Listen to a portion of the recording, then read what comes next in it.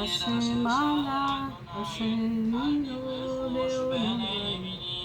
Adonai Elohai Becha Hasiti, Hoshi'eni mikol Odefa Vehatzileni, Venichol Piaye Nafshi, Torek Ve'ele Matzil. Adonai Elohai im Asiti Zot, im Eshavel Bechapai, im Gamati Shoremira, Vaharetza Toreri Rekam, Iradof Oyev, נפשי וישג וירמוס לארץ חיי וכבודי לעפה ישכן סלע קום אדוני באפיך ינשא בעבוד צוררי ועורה אלי משפט ציווית ועדת לאום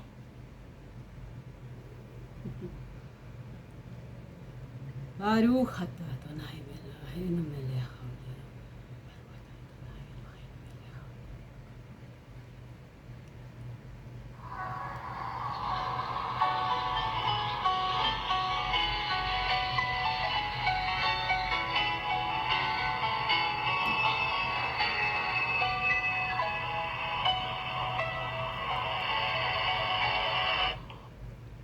Olá, sejam muito bem-vindos ao canal, ao programa e ao podcast Bíblia com Francisca Grenza. Tudo bem com vocês? Estão animados para mais um capítulo do Evangelho segundo Lucas, capítulo 7? Estão animados? Então, já pegaram a sua água, o seu tererê, o seu vinho, seu champanhe, seu chimarrão, já, seu café, não sei como que você vai me acompanhar. Eu estou de água, como sempre, ó, tomando água, porque atualmente, na cidade aonde eu moro, está fazendo um calor tão gostoso, e aí precisamos o quê? Nos hidratarmos, exatamente, nos hidratarmos. Eu vou até aprender as minhas melenas, porquá, para não atrapalhar a leitura.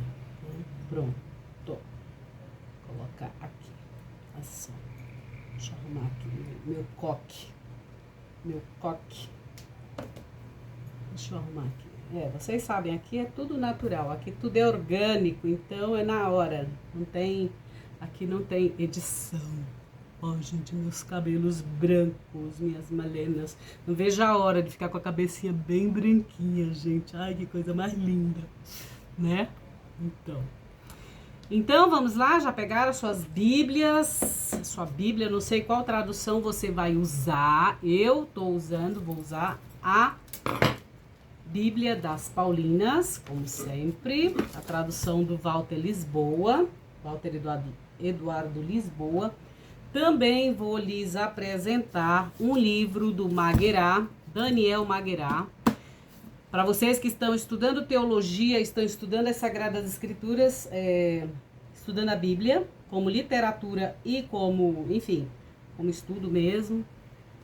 De outras maneiras, aqui tem, ó, vou mostrar para vocês. Novo Testamento do Daniel Maguerá. Aqui tem História, Escritura e Teologia, tá bom?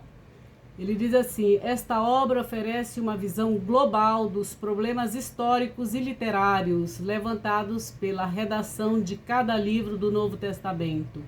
Apresenta e sintetiza as aquisições da pesquisa sobre sua escritura e representa o esforço de reconstruir as condições históricas de produção de texto de cada um de seus livros, tá bom? Aqui, ó, é da Edições Loyolas, tá, gente? Daniel Maguerá, mais uma bibliografia aí para vocês aproveitarem, construírem seus artigos, seu TCC, a sua dissertação de mestrado, a sua tese doutoral. Ele é muito bom. Vamos lá? Vamos? Vamos começar? Então vamos. Já pegaram tudo aí, né? Deixa eu colocar minha lampadinha aqui. Ah! Para você que ainda não é inscrito, seja muito bem-vindo. Receba meu abraço, o meu beijo. Compartilhe esse conteúdo porque ele é um tesouro do Eterno para as nossas vidas. Seja muito bem-vindo. Inscreva-se no canal. Não fica aí só olhando e assistindo, consumindo e sem se inscrever, tá bom? Se inscreva aí. Ativa o sininho aí, ativa aí os balangandãs da Dona Francisca, da professora Francisca. Ó, ativa os balangandãs dela para que você possa ser notificado quando houver novos conteúdos aqui no canal Bíblia com Francisca, tá bom? Gente, olha só, já tô começando a suar. Olha lá. Eu passei um batonzinho rosa, o resto não tem nada. Protetor. Ah, sim, tem sim. Tem o gatinho aqui, ó. Um delineador que eu coloco. Eu gosto de delineador e máscara. Ó. Que é pra enxergar, né? Enfim. Vamos lá? Já? Vamos começar? Capítulo 7 do Evangelho segundo Lucas. Louca. Vamos lá? A fé do centurião. Quando terminou de falar, o povo entrou em Cafarnaum. O servo de um centurião, a quem este estimava muito, estava doente, a ponto de morrer. Tendo ouvido falar de Jesus, enviou-lhes alguns judeus importantes para implorar-lhe que fosse salvar seu servo. Estes, apresentando-se a Jesus, rogaram-lhe encarecidamente: ele é digno de que lhes conceda isso, pois ama nossa nação e construiu uma sinagoga para nós. Ou seja, ele era benfeitor daquele povo, né? Igual a mãe do meu colega lá, que, beijo para você, meu querido Antônio, que a mãe dele, a dona Itamira, construiu a primeira igreja adventista lá em Lages. Então olha só, são pessoas que constroem algo para o reino de Deus, para as pessoas se reunirem, para as pessoas estudarem, para as pessoas, né, manterem a sua fé também. Então esse centurião foi uma pessoa assim, que construiu uma sinagoga para eles, né? Jesus foi com eles. Não estava longe da casa quando o centurião lhe enviou uns amigos para lhe dizer: Senhor, não te incomodes, pois não mereço que entres em meu teto, ou não mereço que entres em minha morada. Por isso, nem me achei digno de ir a teu encontro. Tão somente dize uma palavra, que meu criado fique curado. Ou seja, na missa também diz: dizei uma palavra e serei salvo. Lembram lá? Então, tão somente diz uma palavra para que meu criado fique curado. De fato, também eu sou um subalterno, tenho soldados a minhas ordens, e se digo a um vai, ele vai, e a outro vem, ele vem, e a meu servo faz isso, ele faz. Tendo ouvido isso, Jesus ficou admirado com ele, e, voltando-se para a multidão que o seguia, disse: eu vos digo, nem em Israel encontrei tamanha fé. E, tendo regressado para casa, os enviados encontraram o servo em perfeita saúde. Você está com algum problema de saúde? Pede para Jesus. Tenha fé, assim como esse centurião romano teve, que aí ele te cura, tá bom? É a tua fé pedindo lá para Jesus, não é a minha não, tá? É a tua fé. Então vamos lá. Ressurreição do filho da viúva, de uma viúva. Depois disso, Jesus foi a uma cidade chamada Naim, acompanhado de seus discípulos e de grande multidão. A multidão sempre atrás de Jesus, né? Querendo milagres, querendo prosperidade, teologia da prosperidade, essas coisas. Quando se aproximava da porta da cidade, estava sendo carregado para fora um morto, filho único de sua mãe, que era viúva. Uma numerosa multidão da cidade estava com ela. Ao vê-la, o Senhor foi tomado de compaixão. Esta é a palavra desta gravação de hoje, deste evangelho, e esta é a palavra que eu vou utilizar hoje: compaixão. Eu tenho compaixão pelas pessoas que não gostam de mim, que me odeiam. Assim você deve também ter compaixão pelas pessoas que te perseguem, que não, de alguma forma, por algum motivo, elas não gostam de você. Às vezes só porque você nasceu, elas não gostam, né? Porque você é preto, porque você tem o cabelo assim, porque tem o cabelo assim, porque você usa isso, porque você usa aquilo, porque você tem carro, não tem, ou porque você nasceu numa família. Enfim, essas coisas que a gente já leu aqui nesse evangelho. Então, essas perseguições, às vezes são perseguições espirituais, emocionais, psicológicas e às vezes até físicas, né?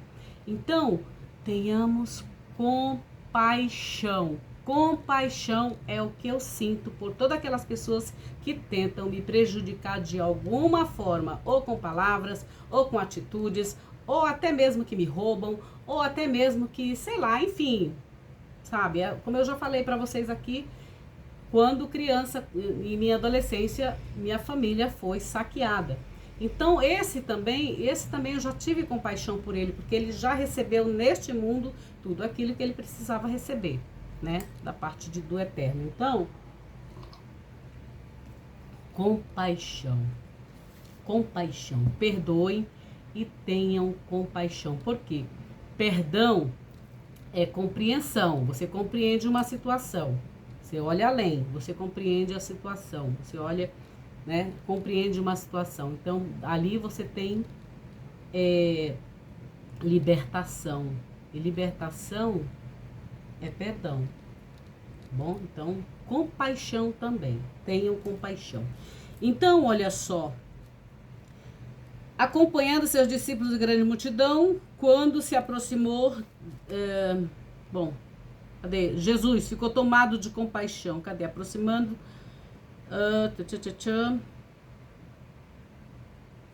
Onde que eu estava, gente? Aqui.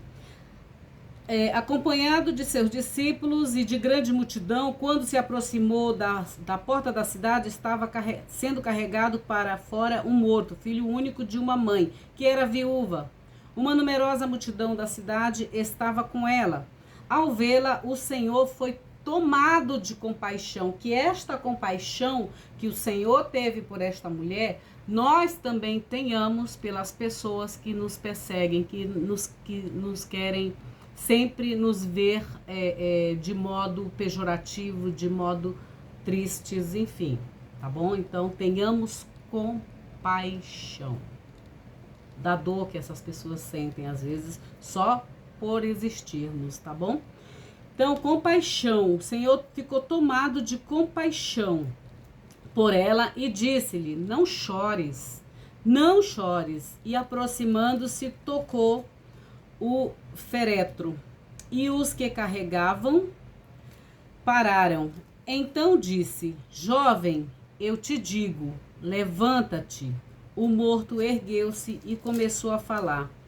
E Jesus o entregou à sua mãe. Todos ficaram atemorizados e glorificavam a Deus, dizendo: um grande profeta surgiu entre nós, e Deus visitou seu povo. A notícia a respeito dele espalhou-se por toda a Judéia e por toda a região circunvizinha. Bom, dúvida de João a respeito de Jesus. João, né? Vocês já sabem. Os discípulos de João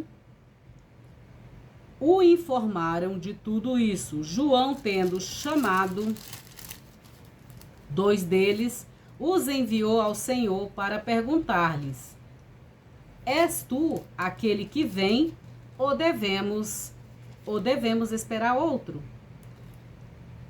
Quando os homens chegaram onde Jesus estava, disseram: João Batista nos enviou para te perguntar: és tu aquele que vem, ou devemos esperar outro? Nesse momento, Nesse momento, curou a muitos de doenças, aflições e maus espíritos, e a muitos cegos devolveu a vista.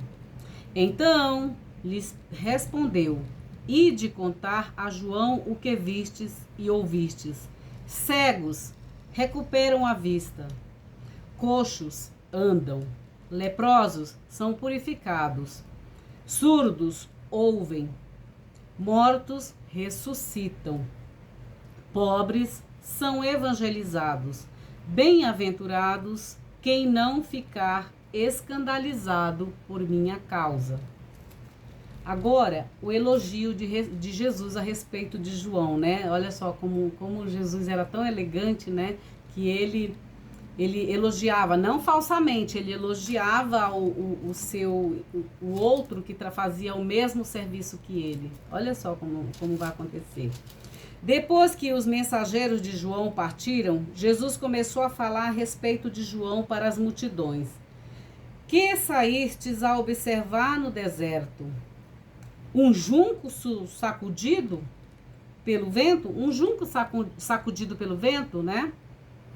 Mas o que saístes a ver? Um homem vestido com roupas elegantes, assim que nem a dona Francesca, que se veste elegantemente.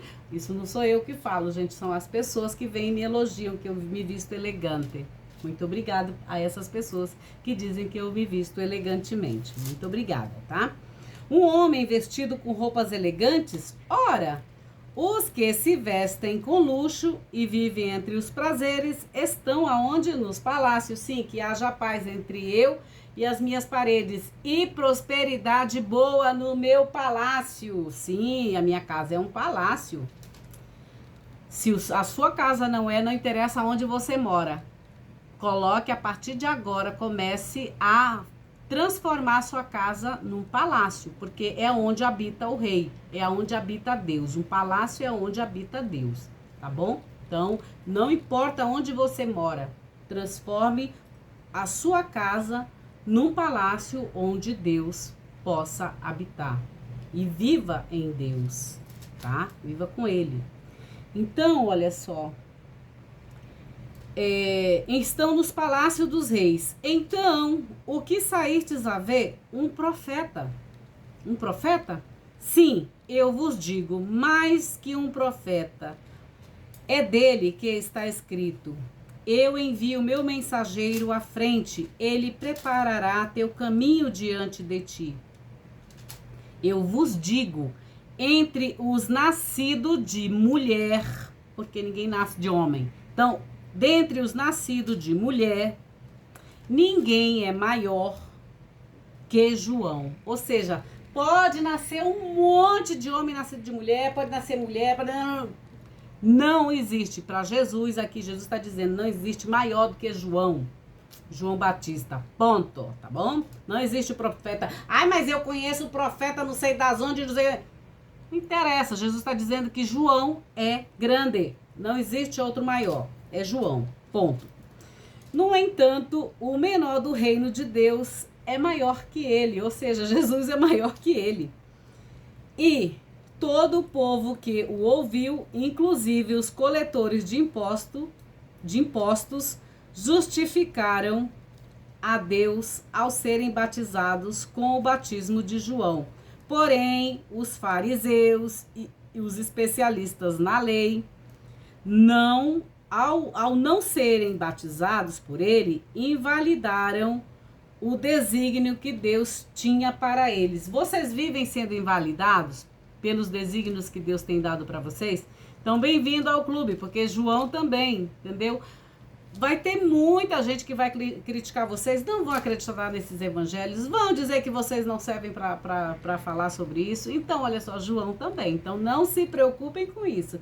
Deixa os cachorros ladrarem, deixa eles falarem, tá bom? Deixa os cachorrinhos falarem à vontade. Enquanto eles latem, né? A gente vai transmitindo os evangelhos. É assim que funciona, tá, gente? O julgamento de Jesus sobre sua geração. Com que então posso comparar as pessoas dessa geração? Com quem são semelhantes? São como crianças sentadas na praça que gritam umas às outras. Engraçado, né? Não sei se na cidade de vocês, mas na minha cidade, geralmente as fofocóis, as fofoqueiras, elas colocam a cadeira lá na frente das casas, aí ficam fofocando. Mude aquela veinha, né? Mude, senhora, ficam fofocando da vida daquele, sabe, da vida de todo mundo. É incrível como elas gostam. Agora eu acho que até mudou, porque agora como tem o WhatsApp, eles colocam nos grupos, né? Aí fica uma fuxicando com a outra, uma falando da outra. Tu viu? Tu viu? Nossa, como fulana tá. Nossa, fulana tá saindo com fulano. Nossa, fulana beijou não sei quem. Nossa, você viu? Trocou de carro? Não. Trocou de roupa? Não. Comprou uma calcinha nova? Não. É isso. É assim também na sua cidade? Me conta aí. Não, não conta não. Não precisa contar aqui não. Não vem colocar sujeira aqui essas porcarias aí nos comentários não, tá? Aqui não. Conversa sobre o texto. Aí sim, tá bom? Essas coisas aí não precisa não colocar, tá bom? Não precisa. Então, olha só, que nem crianças sentadas na praça, gritando umas às outras. Tocamos flautas para vós e não dançastes. Eu amo dançar. A gente fazia dança, eu e Matias, lá no centro de Jaime Arocha, lá no Jaime Arocha. Aí, às vezes, quando dava, a gente ia lá pro Rio para dançar lá nas gafieiras da vida, lá na Estudantina, lá nos lugares bacanas, lá no Rio de Janeiro. Deixa eu ver aqui, ó. Tocamos flauta para vós e não dançaste. Cantamos lamentações e não chorastes. Com efeito, veio João Batista, que não come pão, nem bebe vinho, e dizeis, está endemoniado. Veio o Filho do Homem, que é Jesus, que come, que bebe, e dizes, olhai para ele, um comilão, um beberrão, amigo dos coletores de impostos e pecadores, amiga das pecadoras, amigo dos drogados e tudo mais, né? Mas a sabedoria foi justificada por todos os seus filhos. Viu? Jesus é justificado. Agora vamos lá para Lucas 7, 36, 50. Eu já mostrei as bibliografias desta parte aqui, desta unidade literária, porque vocês sabem, eu já contei para vocês que foi o primeiro texto que eu trabalhei, foi esse aqui, né? Da mulher que unge os pés de Jesus lá na casa do fariseu. Vamos lá. Na casa dentro da lei, gente. Imagina, o fariseu era aquele que cuidava das coisas da lei, né? Imagina, é como se fosse um advogado, um magistrado desses aí, um desembargador, essa gente aí. Quando eu falo essa gente, o povo do jurídico, né? Então, olha só. Um fariseu convidou-o para comer com ele. Jesus entrou na casa dos fariseus e recostou à mesa, né? Recostou à mesa. Nisso, uma mulher que vivia na cidade, olha só, observem o texto, gente, olha só.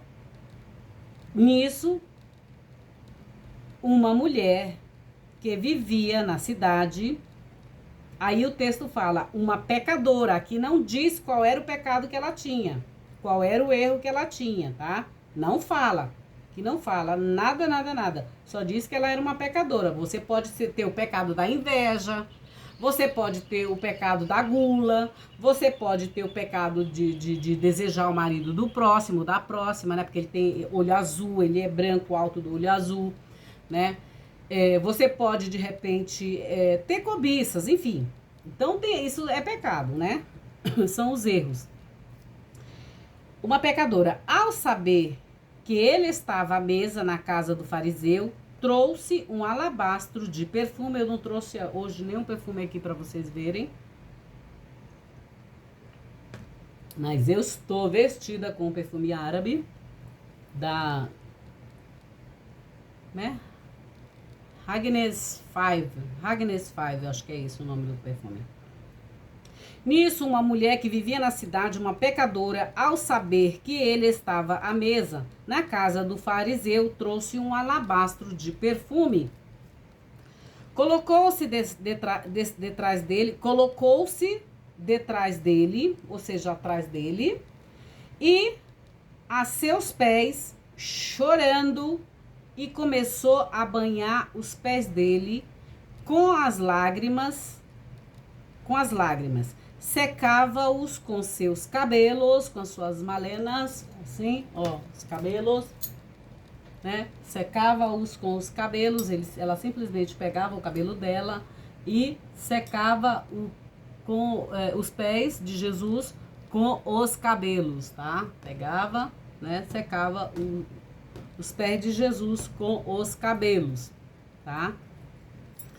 Secava-os com seus cabelos, cobria-os de beijos e ungia-os com perfume.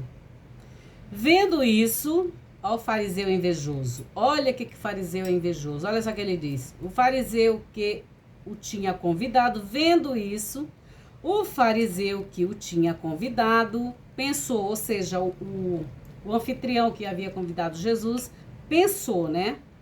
Este, já julgando Jesus, se fosse profeta, saberia que tipo de mulher está tocando nele, uma pecadora. Até porque se ela era pecadora, Jesus como, né, consagrado, não podia, né, ser tocado, nem mortos ele não podia tocar, nem cadáver, nem...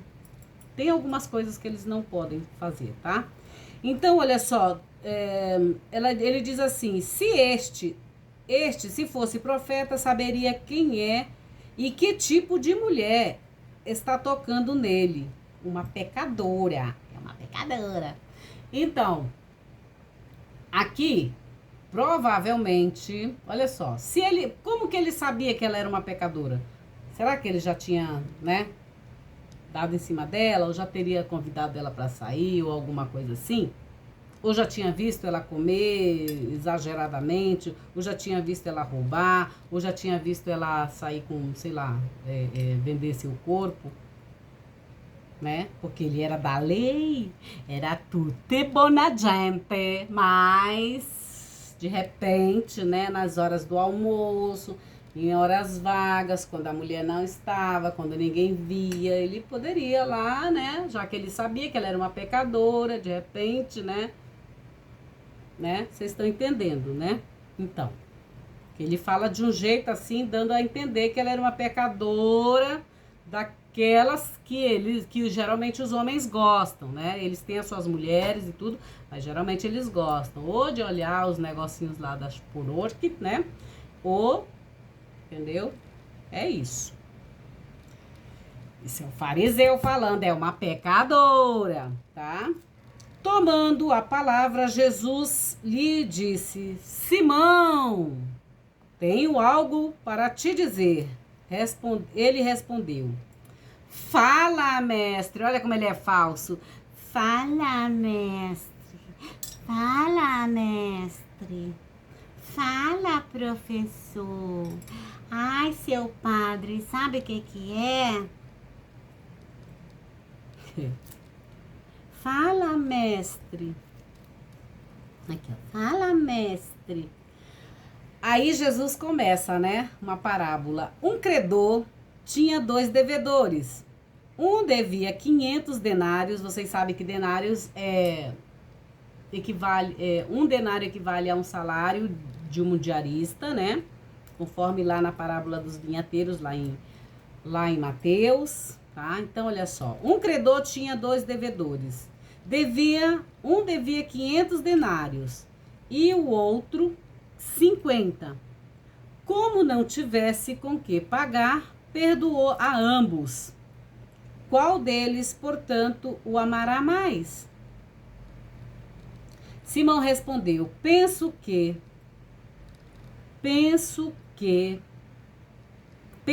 aquele ao qual perdoou mais. Jesus lhe disse, julgaste corretamente. E, voltando-se para a mulher, disse a Simão, vês esta mulher? Eu entrei em tua casa. Ele, olha só, entrou na casa desse anfitrião, deste Simão, né, deste fariseu. Eu entrei em tua casa e tu não me ofereceste, ou seja, ó, o Simão não ofereceu água para os pés. Ela, no entanto, banhou meus pés com suas lágrimas e os secou com seus cabelos. Tu não me beijaste. Ela, no entanto, desde que entrei, não deixou de beijar meus pés por conta do ósculo. Eles tinham esse costume, ainda tem lá no mundo árabe, no mundo oriental, de dar beijos. Homens se beijam, não na boca, mas se beijam no rosto, tá? Então, olha só. Tu não me beijaste. Ela, no entanto, desde que entrei, não deixou de beijar meus pés. Tu não derramaste óleo em minha cabeça. Ela, no entanto, derramou perfume em meus pés. Por isso eu te digo, seus muitos pecados, ou seja, não era só um que ela tinha, pelo que Jesus está dizendo, né? Seus muitos erros lhe foram perdoados. Como se deduz pelo muito amor que demonstrou. Aquele, porém, a quem pouco lhe é perdoado, pouco amor demonstra, tá? E a ela disse: teus pecados foram perdoados, os teus erros foram perdoados, tá? Os que estavam à mesa com ele começaram a pensar: quem é este que até perdoa pecados? Mas Jesus disse à mulher: tua fé te salvou. Vai em paz. Shalom. Assalamu alaikum. Irene, né? Ele disse: vai em paz, né? Então, é isso. Agora eu vou explicar um pouco do que se trata aqui, porque tem umas coisas aqui que são bem interessantes. Deixa eu prender novamente minhas malenas, porque eu soltei apenas para que vocês entendessem a respeito do cabelo, né? Então, que é melhor quando as pessoas observam. Pronto, deixa assim. Então, vamos lá. Versículo 1. A explicação. Cafarnaum, vocês já sabem. Cafarnaum estava situada na costa noroeste do Lago da Galileia. Era um centro administrativo com alfândegas e presença de guardiões militar, de guarnição militar romana, tá? Era os guardiões de Roma, tá? De militar de Roma. Cidade importante no ministério de Jesus, conforme Lucas 4, 23, 31 e 41. Não. Conforme Lucas 4, 23, Lucas 4, 23, 31 e 41.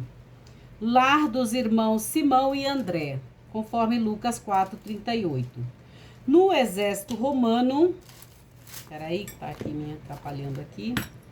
Aqui, no exército romano, o centurião presidia uma divisão de 100 homens. Como homem de autoridade, o centurião reconhece em Jesus alguém com poder superior.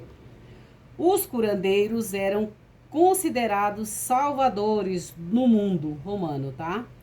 A quem ele não teria acesso imediato. Isso justifica a primeira delegação de autoridades judaicas que se move dentro do modelo cultural da troca de favores, mesmo que a construção das sinagogas fosse manobra calculada para ganhar a simpatia de lideranças locais.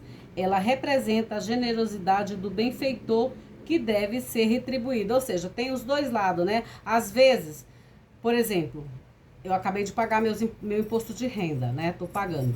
Sim, eu pago. Graças a Deus, não dá para sonegar, até porque sai da fonte, enfim, não dá para sonegar, não sou sonegadora de imposto. Então, lá tem todo. Tem um COAF, né? Então, o que acontece? Tem muita gente que tira, às vezes, do seu imposto de renda, começa a fazer um monte de benfeitoria para um monte de gente, doações e tudo mais. filantropia e tudo mais. Para quê? Para que os seus impostos de renda, o seu imposto de renda seja abatido, tá? Ninguém te contou isso? Então, tô te contando aqui. Porque eu sei que tem gente que não sabe sobre essas coisas. Tem gente que sabe aí. Eu sei que tem gente aí que, meu Deus do céu, ganha, graças a Deus, bilhões, né, gente? Eu sei disso. Então, muito legal. Agora, tem gente que não ganha. E não sabe, nem paga imposto, nem sabe o que é imposto de renda. Então, o que acontece? Esses impostos, quando você começa a fazer benfeitoria na vida de muita gente, instituições, você começa a fazer filantropia, é abatido no seu imposto de renda. Pode pegar aí esses ricaços lá dos Estados Unidos, assim, tipo a Melinda, como é o nome daquele lá? Steve Jobs, a Melinda Gates, o Bill Gates, o Elon Musk, enfim, o Trump, a Ivanka Trump, todos eles trabalham com esse sistema de filantropia, os bancos Safra, enfim, todos eles trabalham com essa questão de filantropia justamente para abater seus impostos, tá? Então, tem isso também, a gente não é totalmente bonzinho.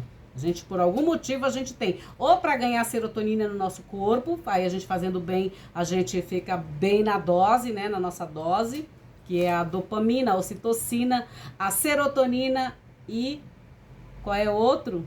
A endorfina.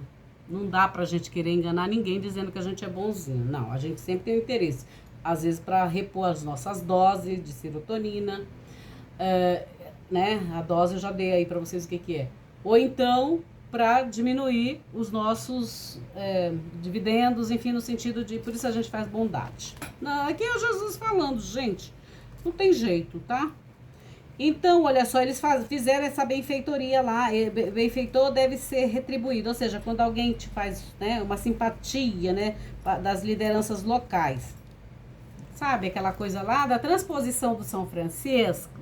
Vocês lembram? Que até hoje tá lá, né? O povo, tudo, né? Então, pois é, gente. É política, pessoal. Vocês não estão entendendo. Mas vocês não gostam de política, né? Que é tudo chato. Então, aí tomando a taraqueta, não tá sabendo por quê. Então, vamos lá. Vamos aqui, né?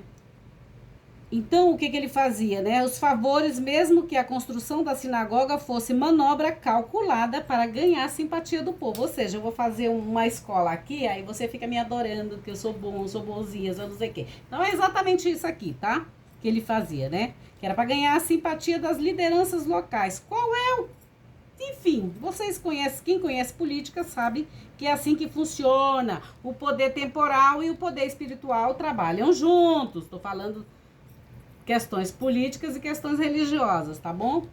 Sistema religioso e sistema temporal, político, eles trabalham juntos, meu amor. Porque o sistema político, o sistema religioso, ele te manipula. Se você não sabe o que é CRE mais ré, então, pois é, aí eles te manipulam para você votar lá naquele candidato, porque ele vai construir escola, vai construir não sei o quê, não sei o quê, não sei o quê, não sei o quê. E aí você vai lá e vota, dá teu voto e aí toma na tarraqueta, depois quando vem, né, os impostos para pagar, então. Pois é, gente, então vamos lá. Vai ter eleição em 2024, é só ficar esperto. Bom, então era só para ganhar a simpatia das lideranças locais. Ela representa a generosidade do benfeitor e deve ser retribuída, né? Para Jesus, nada impede que ele manifeste o poder salvador, até mesmo entre os judeus, os não-judeus, conforme Lucas 6, 35, 36. A segunda delegação enviada pelo centurião mostra claramente sua leitura da situação. Ele reconhece que não tem nada que lhe permitia reivindicar a presença de Jesus em seu lar, contra a leitura da primeira delegação, mantendo-se nas categorias de autoridade e comissão. Ele espera que a palavra autorizada de Jesus, ele espera a palavra autorizada de Jesus, mesmo pronunciada à distância, alcance o resultado esperado. Ou seja, você está lá no Japão, você acredita em Jesus, Jesus está lá no Amazonas. Se você acredita, essa palavra vai se cumprir. É simples assim. Ele acreditou dessa maneira, né? Ela alcançará o resultado esperado. O anúncio de Jesus torna explícito o que estava implícito em toda a perícope, que é essa unidade literária. Em toda a perícope, peri é ao redor, né? Ao redor de uma narrativa, ao redor de alguma coisa. Peri, tá? Perícope, tá? É um recorte, tá? Então, ele diz aqui, em toda a perícope, cadê? Onde está? É aqui, ó. Não estava implícito. Em toda a perícope, a diferença entre Israel e o mundo pagão. Diante de Israel, que resiste em ver em Jesus o enviado do Pai. E a fé do centurião pagão é proclamada como exemplar.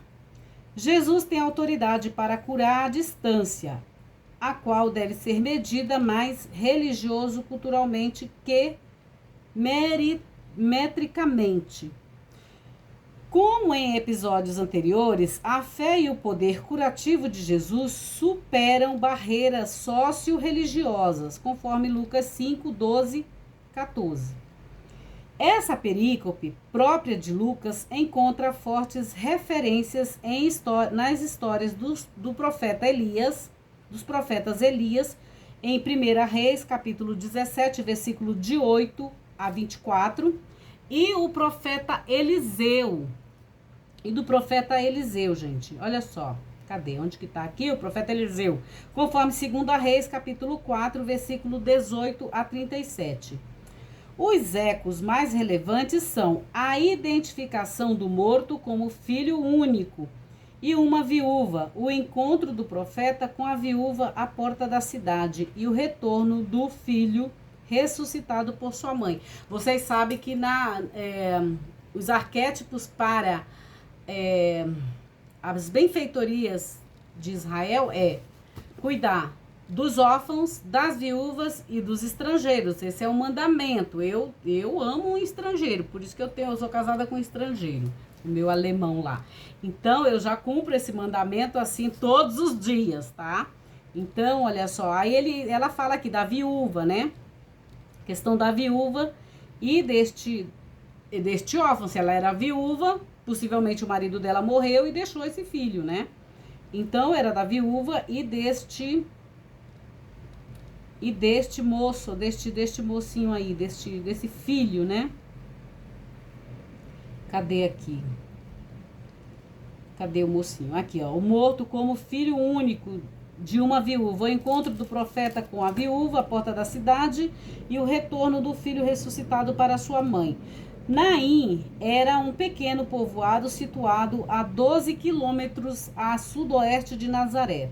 Numa sociedade patriarcal, a perda do filho único significava para uma mulher ficar sem a referência masculina, que lhe outorgava segurança, apoio econômico e reconhecimento social. Ela personifica o pobre, a quem Jesus veio trazer a boa notícia, a boa nova, né? Conforme Lucas 4:18 seguintes. Lucas faz coincidir duas multidões na porta que dá acesso à cidade, ambas seguindo as personagens principais, Jesus e a mulher, e desempenhando o papel de testemunhas na história. O verbo, cadê esse verbo aqui?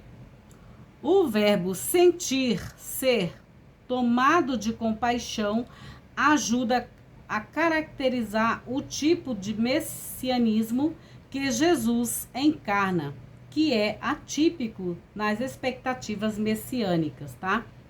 Messiânicas judaicas. No Antigo Testamento, no livro de Devarim, que é o livro de Deuteronômio, o livro das normas, né? Nomes, enfim.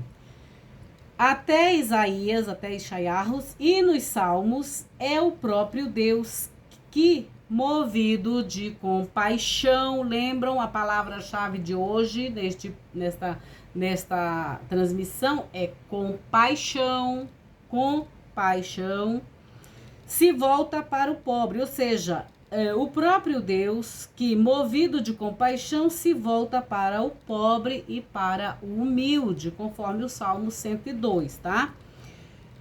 Jesus ignorando a lei sobre a impureza por tocar o morto, conforme Números capítulo 19, versículo 16, Bar Midbar, que é o nome desse livro, toca o féretro,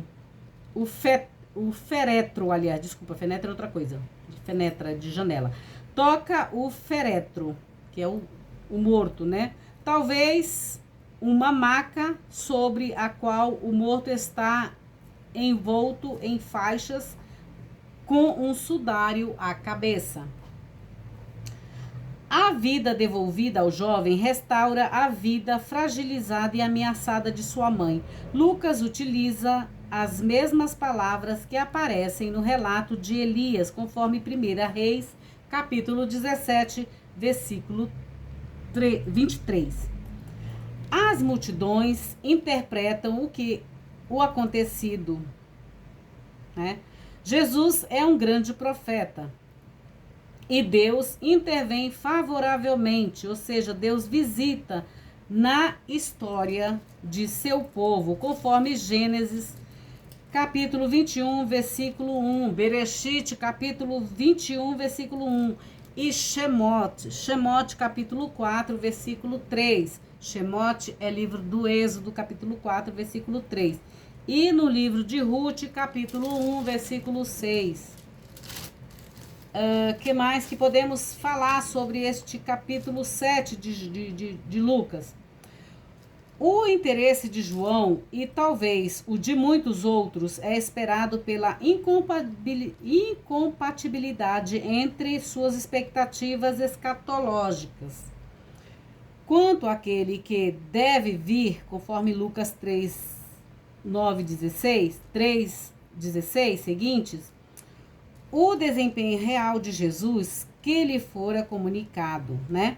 Fazendo alusão basicamente a textos de Isaías, aqui no versículo 22 a 23, faz alusão ao profeta Isaías, capítulo 29, 18, capítulo 35, versículo 55, capítulo 42 e versículo 18, 6 de Isaías, né?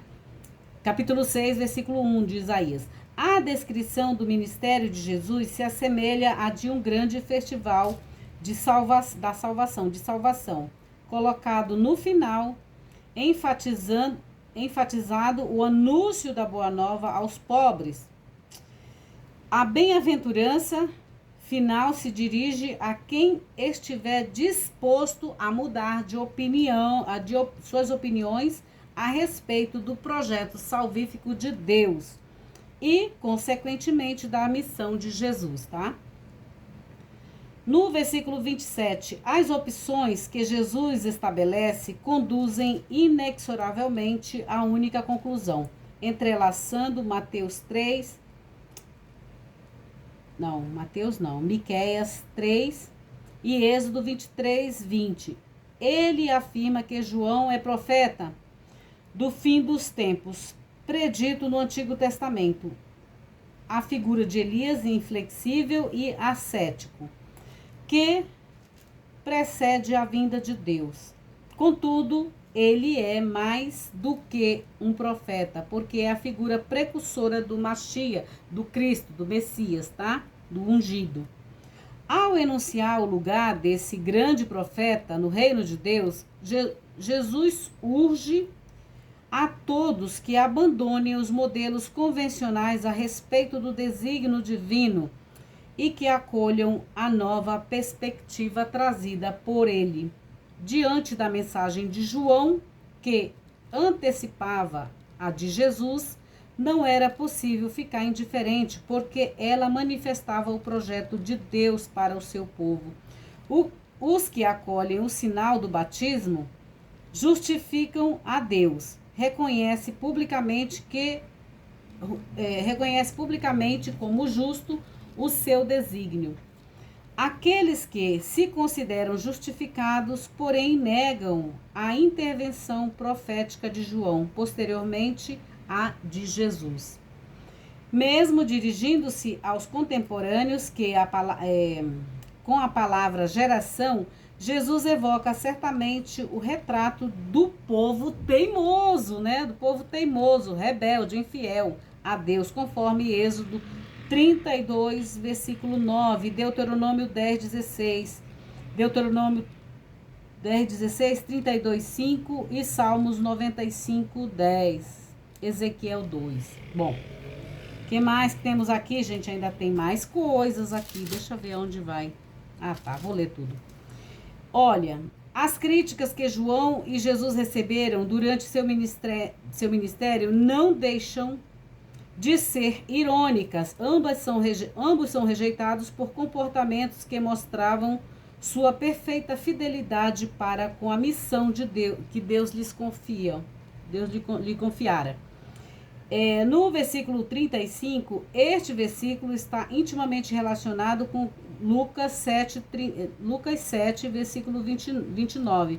A sabedoria é uma maneira de falar de Deus e, consequentemente, do seu projeto, né?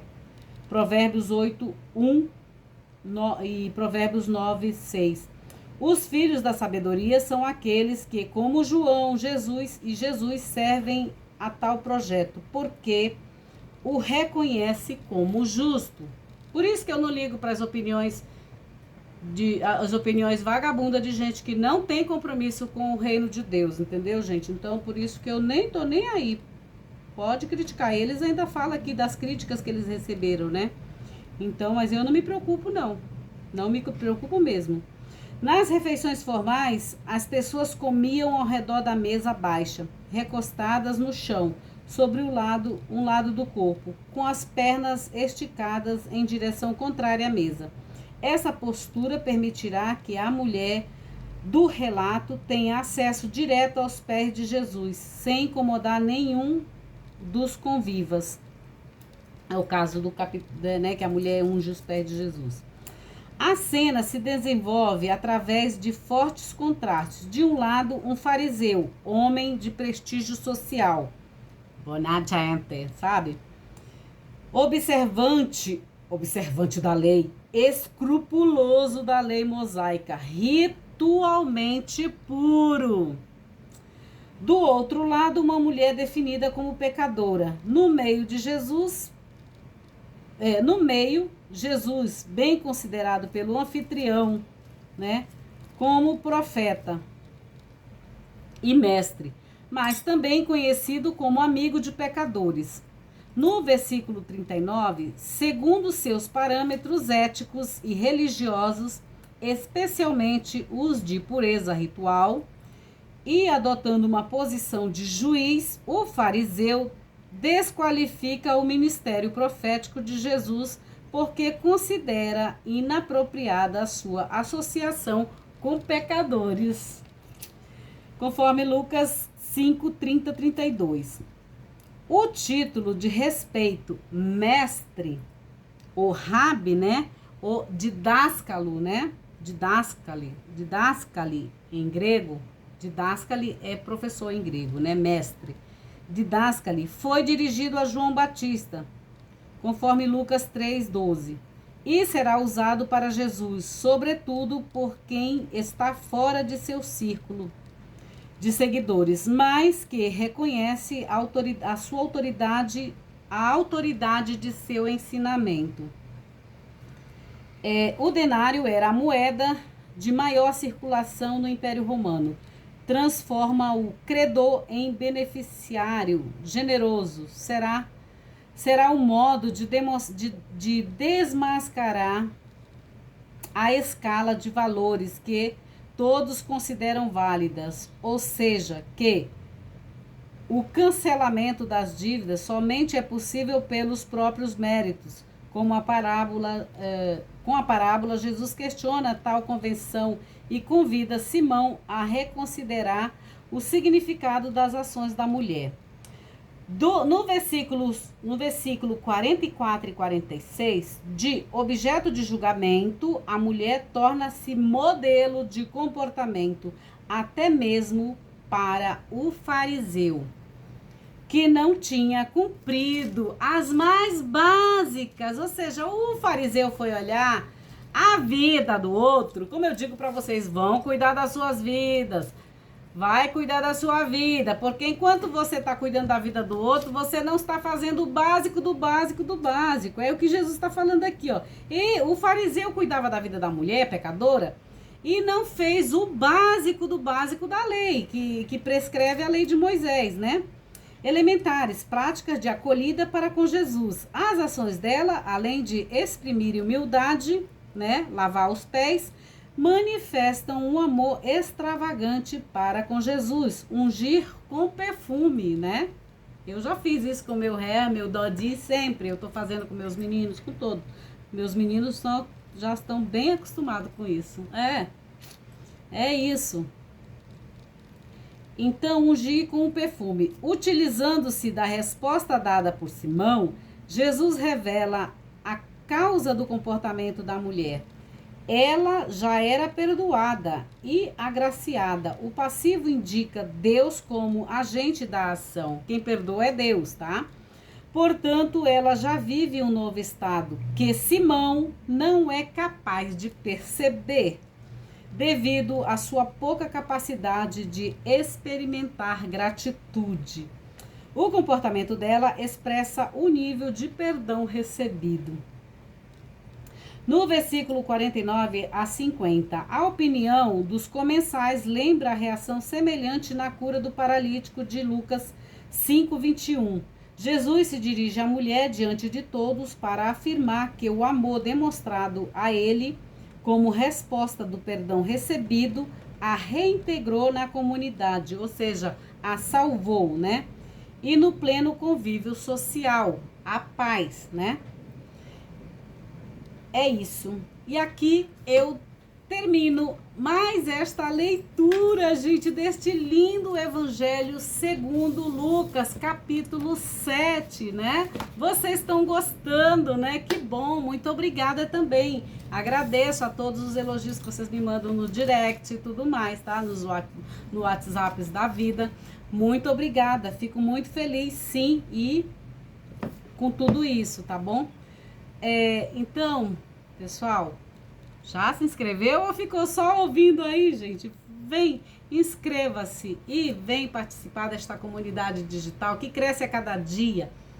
Ó, aciona o sininho das notificações e para que você possa receber mais conteúdos maravilhosos da parte do Eterno para a sua vida, para edificar a sua vida, essa boa nova de Jesus, para que você tenha ânimo, para você ter alma, porque alma, né? Ânimo, né? Para você ter uma rohma, uma nechamar brilhante, uma nechamar assim, maravilhosa, gente. Quando a gente está com Deus, em Deus e para Deus, a nossa vida tem dificuldade, sim, tem desafios, sim, mas é muito diferente, tá bom? Então, ó, fiquem com Deus, em Deus, para Deus, fiquem com a bênção de Deus e celebrem aquilo que realmente importa, que é a vida de vocês. A nossa vida é preciosa demais, então a gente só tem um tempo.